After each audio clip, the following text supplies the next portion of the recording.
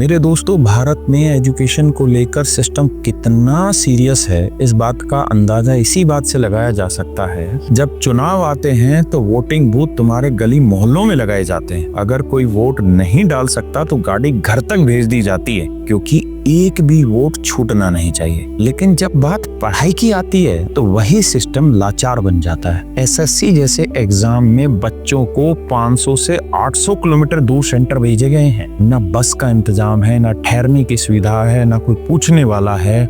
जाना है तो जाओ, नहीं तो भाड़ में मरो, तुम्हारी किस्मत। और अगर कोई छात्र संघर्ष करता हुआ उधार लेकर या जोखिम उठाकर एग्जाम सेंटर पर पहुंच भी गया तो भी ये भरोसा नहीं होता कि एग्जाम होगा भी कि नहीं। कभी सर्वर डाउन, कभी बायोमेट्रिक फेल्ड, कहीं पेपर ही रद्द है, कभी कंप्यूटर का इश्यू। शिक्षा इस देश में हमेशा ही आखिरी पायदान पर रही है, और जो इस सिस्टम की खामियों पर सवाल उठाते हैं उन्हें मिलता है लाठी, गिरफ्तारी, डंडे, थप्पड़। और सबसे दुख की बात जानते हैं क्या है? ये जो टीचर हैं ये कोई आम लोग नहीं है। ये वही टीचर हैं जिनकी क्लास में बैठकर किसी ने सेना की वर्दी पहनी होगी, कोई अधिकारी बना होगा, कोई डॉक्टर बना होगा, कोई पुलिस बना होगा, कोई जज बना होगा। और आज वही शिक्षक सड़कों पर खड़े हैं न्याय की उम्मीद में, एक बेहतर सिस्टम की मांग में, और बदले में मिल रही है तो सिर्फ लाठियां।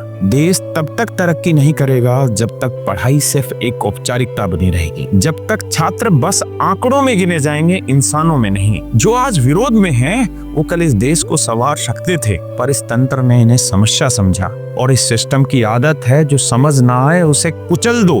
तो इस बार वोट देने से पहले ये जरूर सोच लेना, जब तुम्हें पढ़ाई की जरूरत सबसे ज्यादा थी तब तुम्हारी सरकार कहाँ थी। जो बड़े बड़े शिक्षाविद हैं, जो बड़े बड़े अधिकारी हैं, जो बड़े बड़े नेता हैं, जो चुप हैं, वो भी उतने ही बड़े जिम्मेदार हैं जितने गुनहगार। और मैं आप सब लोगों से भी हाथ जोड़कर रिक्वेस्ट करता हूं जिनके बच्चे सरकारी नौकरी की तैयारी नहीं भी कर रहे, अगर इस तरह से सरकारी नौकर बनेंगे तो वो कभी भी सरकार का नौकर नहीं रहेगा, ना ही आपका रहेगा। तो अगर आपके बच्चे तैयारी नहीं करते हैं, आप बिजनेसमैन हैं, तब भी आपसे उम्मीद करता हूँ कि ऐसी चीज़ों पर आप हमें समर्थन देंगे, हमारी आवाज़ का हिस्सा बनेंगे, क्योंकि हम चाहते हैं कि ये हमारी समस्या नहीं, देश के सभी युवाओं की समस्या। और इस बात को आप जानें प्लीज़।